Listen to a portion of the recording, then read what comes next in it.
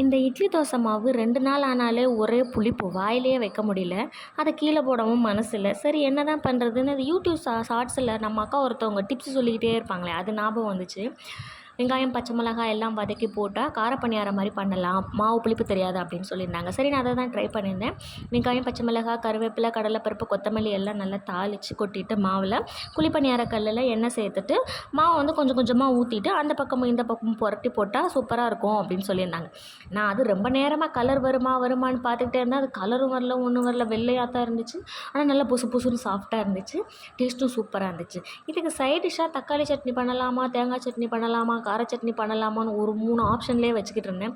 சரி இப்போ ஏதோ ஒன்று இருக்கிற எல்லாத்தையும் போட்டு கருவேப்பிலை, கொத்தமல்லி, தேங்காய் எல்லாத்தையும் போட்டு ஒரு சட்னி ஒன்று வச்சுட்டேன்.